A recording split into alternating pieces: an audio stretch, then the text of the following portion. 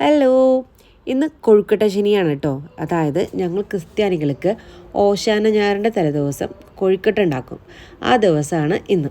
വൈകുന്നേരം കുർബാനയ്ക്ക് പോകുന്ന കാരണം കൊണ്ട് രാവിലെ തന്നെ ഇത് ഉണ്ടാക്കി വെക്കാമെന്ന് വിചാരിച്ചു. ആദ്യം തന്നെ അരിപ്പൊടി ചൂടുവെള്ളത്തിൽ കുഴച്ചെടുത്ത് മാറ്റി വെച്ചു. പിന്നെ ഫില്ലിംഗ് ആയിട്ട് തേങ്ങ ശർക്കരയിൽ വിളയിച്ചെടുത്ത് അതിലോട്ട് ചുക്കും ഏലക്കായ പൊടിച്ചതും ചേർത്ത് മാറ്റി വെച്ചു. അതിനുശേഷം നമ്മൾ മാവിന് ചെറിയ ഉരുളകളൊക്കെ എടുത്ത് പരത്തി അതിനുള്ളിൽ ഫില്ലിങ് നിറച്ച് ഉരുളകളാക്കി ആവിയിൽ വേവിച്ചെടുക്കുകയാണ് ചെയ്യുന്നത്. ആക്ച്വലി ഞാനത് വീഡിയോ എടുക്കാൻ മറന്നുപോയി. അപ്പോൾ ഞാൻ പകുതി എത്തിയപ്പോഴാണ് മാവ് കുഴച്ച് പകുതി എത്തിയപ്പോഴാണ് വീഡിയോ എടുക്കുന്ന കാര്യം ഓർമ്മ വന്നത്. അപ്പോൾ വേഗം പോയിട്ട് ഞാൻ ഫോൺ എടുത്തുകൊണ്ട് വന്ന് വീഡിയോ എടുത്തതാണ്. നമ്മൾ കൊഴുക്കട്ട ഉണ്ടാക്കുന്ന സമയത്ത് ഫില്ലിങ്ങൊക്കെ നിറച്ച് ഉരുളകളാക്കുന്ന സമയം നമ്മളൊരു പ്ലേറ്റ് വെച്ചിട്ട് അതിന്മേൽ ഉരുട്ടാണെന്നുണ്ടെങ്കിൽ നല്ല വൃത്തിയിൽ നല്ല ഭംഗിയിൽ കിട്ടും കേട്ടോ.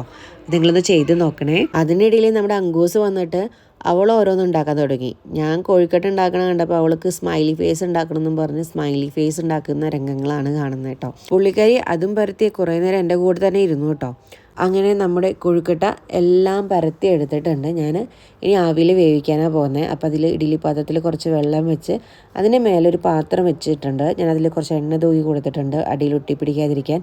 ഇത് എടുക്കാൻ വളരെ ഈസി ആയിരിക്കും, ആവി തട്ടില്ല കയ്യിൽ. അപ്പോൾ അങ്ങനെ ആദ്യത്തെ ഒരു സെറ്റ് ഞാൻ ആവിയിൽ വേവിക്കാൻ വെച്ചു.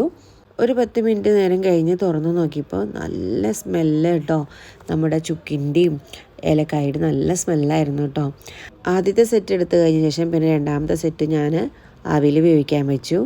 അങ്ങനെ നമ്മുടെ ഇവിടെ കോഴിക്കട്ട റെഡിയായി കിട്ടിയിട്ടുണ്ട് കേട്ടോ. അപ്പോൾ അത്രയേ ഉള്ളൂ.